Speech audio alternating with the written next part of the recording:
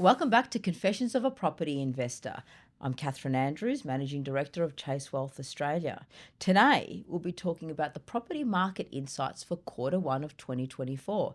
And with me, I've got none other than Michelle White, Director of Qualifications, the numbers Kat. girl. Thanks for having me. Oh, you're welcome. You're welcome.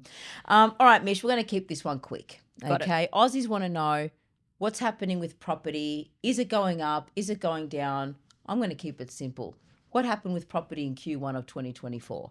Why don't you tell our listeners quickly what resistance you may get from people that probably don't have an investment property but think they know everything about it? Can you tell us what resistance you get with their view on the market? Oh, easily, Kath.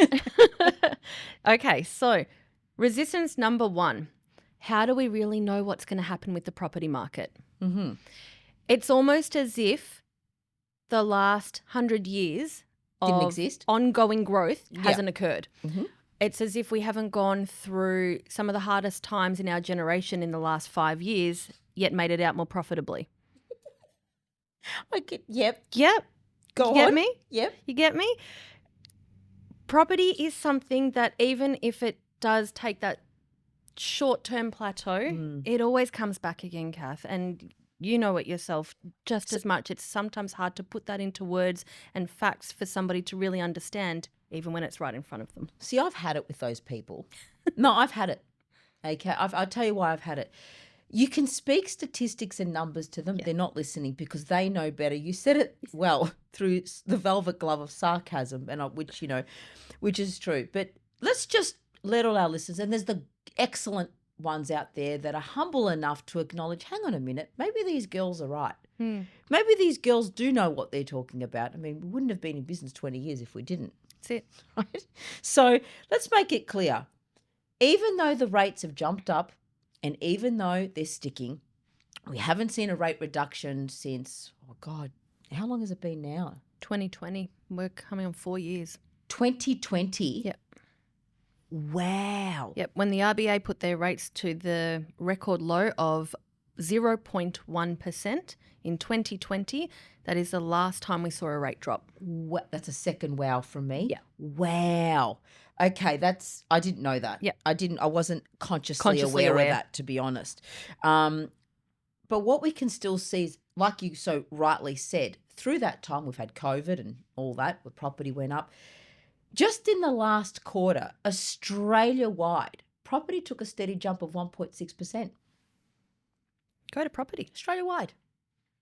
And that's something where you probably think, yeah, and I'm going to tell you something else that's probably 9 times out of 10, people look at property increases or property values when they look at the affluent areas of a town or a city. Yes. Looking at Melbourne, for example, you would look at areas like Toorak, South Yarra.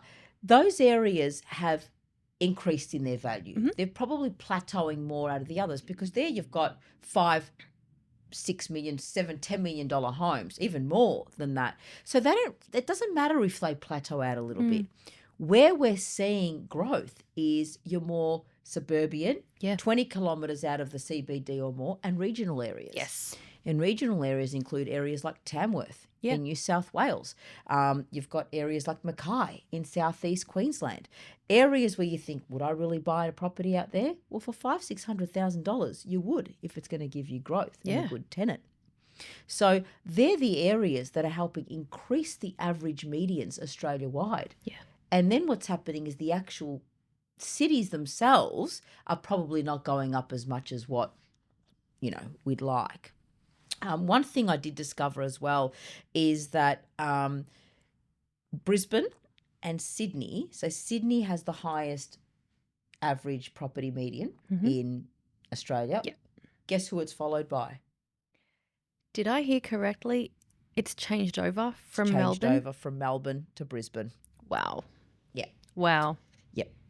So Brisbane sits at about $895,000 as a median for property, and Melbourne's dropped to $745,000. Wow, Kath. But that's because Melbourne had a massive boom over the last 20 years, and it's the affluent.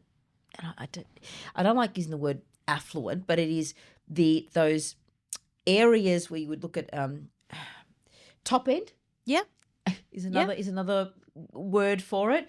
They're the ones that grew hysterically in Melbourne over the last 10, 15 years. And they're just taking a rest. Yep. They're just chilling at the moment. But the regional areas in Melbourne are still growing. Mornington Peninsula is one. Mm-hmm. Out Geelong Way, Lara is another. Torquay, Jan Juc, areas where you used to get holiday houses to buy land out there is in Armstrong Creek, which is down Armstrong that way. Creek we've watched grow from its early days. Yes. Yeah. Yes. So those areas are still growing. So overall, another thing that probably leads to growth that's happening would be supply and demand. Kath, very much so. The population movement through Australia is Correct. just working in our favour so drastically that it's actually at a point where we simply cannot house the people that we have moving throughout and into Australia. Well, they're saying that councils now are not approving as much construction as what they were, probably because of the material costs and amount of builders that, went under. Overall, 12,000 homes were approved for construction in January, roughly minus a quarter less below the decade average and well below the 20,000 average monthly run rate of approvals. So what's happening is they're almost approving, 40, if not 45% less than what they normally would. However, the population is growing. So where are we going to house these people? You're so exactly right. The demand is going to be there. You may not see it now, but it's coming. And over the next 12 months, you're going to see an influx of people with nowhere to house them. Yep. Spot on. That, coupled with reduction of rates that are on their way at some stage, coupled with the tax cuts that are coming into effect from the next financial year, property is at the moment the perfect cauldron for massive, massive growth. Yeah. It is. And they're saying property upswings are pretty much something that does follow rate rises. When they start to come down, the property market comes out of its trough and it goes into an upswing. But we're not just relying on the rates dropping. I think it's going to be supply and demand more than anything. That's what's kept it going to date, Yeah. So overall, Q1 2024 looks great. It went up. I haven't really seen it not. Even if it's 0.3%, it's still going up. Yeah. It's more than I can say for other things in the financial industry. I won't go there. Loving your style. I won't go there. But look, overall, don't be scared. What's the worst that could happen when you invest in property? Let's say the worst thing happens and it drops by 5%. So? It's only coming back again. And it comes back faster and harder. That's right. So overall, guys, property is the way to go. You know this. Michelle, again, with our listeners and potential clients, what are some words you would leave them with so when you do pick up the phone to talk to them, they know who they're talking? What would you tell them? What is a statement of advice you would give them? The reality of growth. Okay. Reality of growth, guys. Number one. Spot. I know, but Love it's okay because I'm so passionate about what we do and how we help our clients. It's all about understanding the market, understanding your position as potential and future investors, and holding your hand and guiding you through what appears to be a really difficult way of building wealth, and knowing that the property market will always work in your favour when structured the right way, and we've got you there. Yeah. Is that what you were after, Kat? Yeah, well, you meant that. She meant that. That came from the heart. Truly. You meant that from the heart, Mitch. Truly. And it doesn't matter what statistics we give people. At the end of the day, we know what we're talking about. We'll help mitigate their risk. We've got the professionals to do so. Do they have the guts to do it? That's the question they need to ask themselves. Do you have the guts to do it? I love it. All right. Thanks, guys. Appreciate you joining us, and we look forward to seeing you at our next episode. Take care. Thanks for having me. Bye.